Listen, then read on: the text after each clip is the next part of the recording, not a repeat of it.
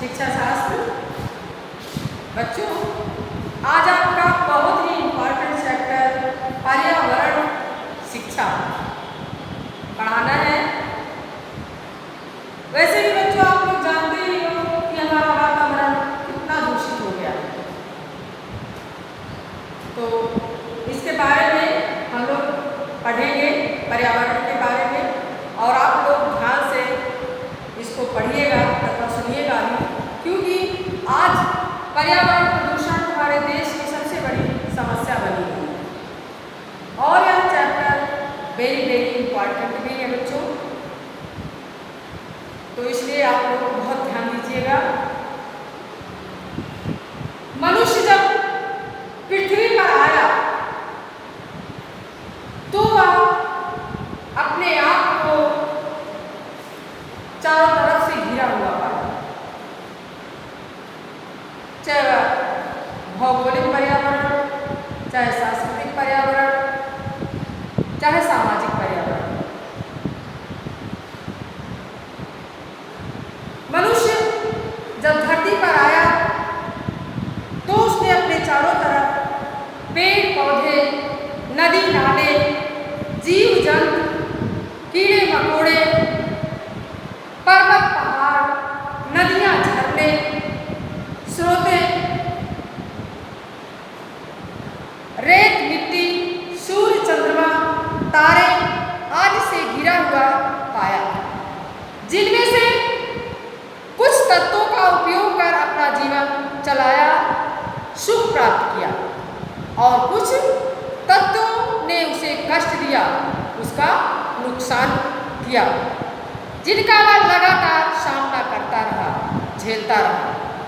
अपनी बुद्धि का प्रयोग कर हानिकारक तत्वों को नष्ट कर अपना जीवन सुगम बनाया। धीरे धीरे भाषा का विकास हुआ और अपनी संतानों को अपने अनुभवों से सचेष्ट करता रहा और आज भी कर रहा है। यही प्रक्रिया आज पर्यावरण शिक्षा कही जाती है। पर्यावरण किसे कहते हैं बच्चों? पर्यावरण दो शब्दों से मिलकर बना है, परिधन आवरण। परिधन आवरण।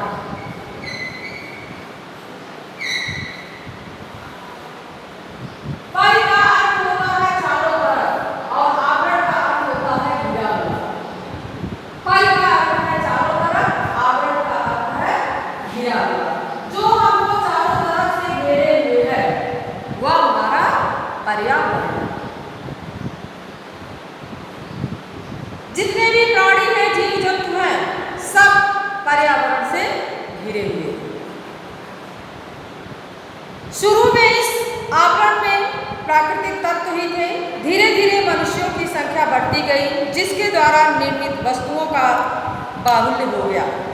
आज पृथ्वी से के भागों में जनसंख्या अनियंत्रित है। मनुष्य इच्छाओं और आवश्यकताओं की पूर्ति करने में लगा हुआ है। इनको पूरा करना मुश्किल हो गया है और प्राकृतिक संसाधन क्षीण होते गए हैं। मनुष्य के जीवन को कायम रखने के लिए अनिवार्य तत्व शुद्ध वायु, जल, भोजन, रहने के स्थान के लिए जानलेवा संघर्ष होने लगा है।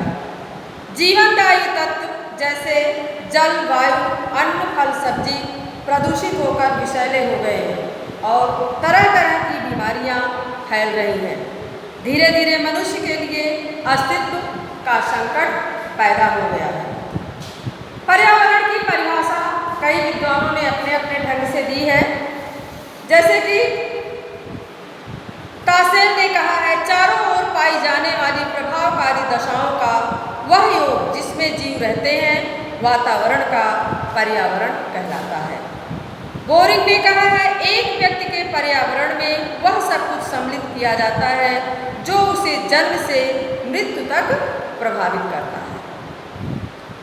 पर्यावरण की आवश्यकता। पर्यावरण की आवश्यकता।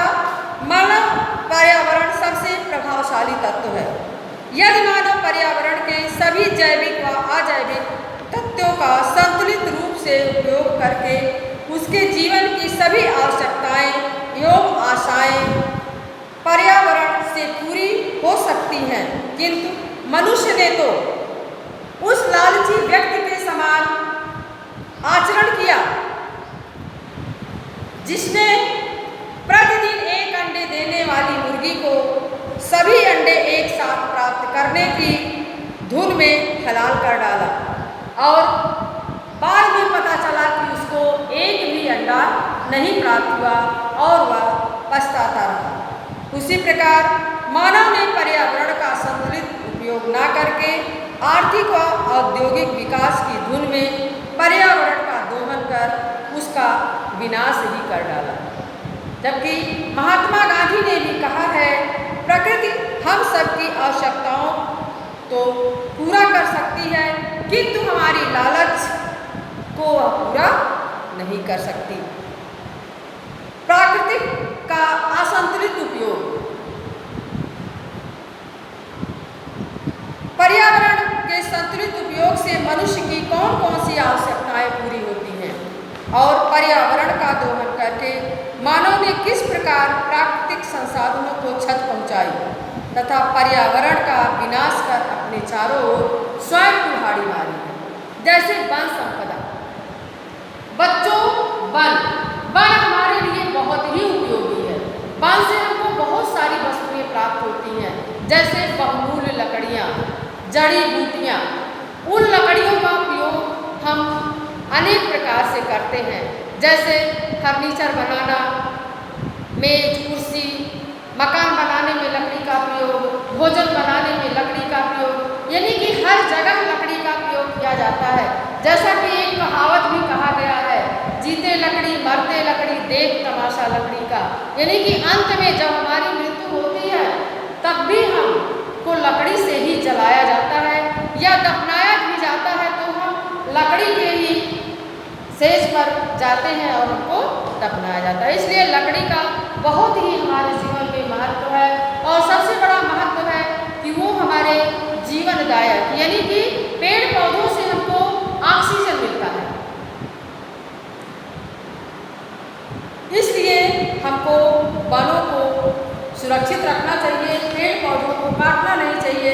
लेकिन हमारे देश की जनसंख्या इतनी अधिक बढ़ रही है कि मनुष्य की जो मूल आवश्यकता मकान है, उसके लिए वनों को काट कर मकानों का, भवनों का निर्माण किया जा रहा है। इस प्रकार वन जो है वो समाप्त होते जा रहे हैं और अनेक प्रकार से उसके समाप्त होने से कई संकट मानव के ऊपर आ रहे हैं। स्वच्छ जल। प्रकृति द्वारा हमको स्वच्छ जल की भी प्राप्ति होती है। जैसे पर्यावरण से मनुष्य को अपार वन संपदा मिली। वनों से मानव को फल फूल, लकड़ी, औषधि, रेशम, कत्था, गोद तथा उपयोग के लिए कच्चा माल मिलता है। यदि मानव समाज इन वन संपदा का समय रहते दुरुपयोग को रोकने के लिए सख्त निर्णय नहीं लेगा तो वह दिन दूर नहीं जब वन संपदा अपने विनाश कगार पर पहुंच जाएगी। स्वच्छ जल क्या है? मानव जीवन का आधार स्वच्छ जल है। कभी कहा जाता है कि संसार की नदियों में जितना जल है उसका 10% जल हमारे देश की नदियों में वास करता है। भारतवासी यदि समय रहते इस जल का परिशोधन नहीं कर पाएंगे तो वह दिन दूर नहीं जब हमारे देश में स्वच्छ जल का हाहाकार मच जाएगा। वायु, स्वच्छ वायु हमको कैसे मिलती है? पेड़ पौधों के माध्यम से मिलती है। जिस प्रकार मानव जीवन के लिए स्वच्छ जल वरदान है, उसी प्रकार स्वच्छ वायु भी मानव जीवन का प्राण है। जब तक मानव को स्वच्छ वायु मिलती रहेगी तब तक उसका जीवन सुचारू रूप से चलता रहेगा। मानव के समुचित विकास में पर्यावरण तथा वायु का महत्वपूर्ण योगदान रहा है। उर्वरा शक्ति। पेड़ पौधों से जमीन की उर्वरा शक्ति भी बढ़ती है, जिससे मनुष्य की मूलभूत आवश्यकता भोजन मिलता है। इसके असुरक्षित रहने से जमीन की उर्वरा शक्ति कम हो जाएगी और पदार्थों की कमी होगी। लेकिन आजकल जो पौष्टिक खाद्य वगैरह से लोग किसान अत्यधिक अनाज उत्पन्न करते हैं, उससे भी बहुत सारे प्रदूषण उत्पन्न होते हैं। कीटनाशक दवाओं और उर्वरक को डालने से वो रसायन के रूप में, हवा के रूप में ऊपर उड़कर वातावरण को प्रदूषित करती हैं और अनाज को भी प्रदूषित करती हैं। प्रकृति ने जब मानव को स्वच्छ वायु के साथ साथ उर्वरा भूमि की एक उपहार के रूप में दिया, जिससे कृषक स्वाभाविक खेती कर सकता था, परंतु आज के इस औद्योगिकरण के समय में कृषक तमाम तरह की रासायनिक खादों का उपयोग करता है, जिसमें मानव की इस स्वाभाविक कृषि को बहुत खतरा उत्पन्न हो गया है।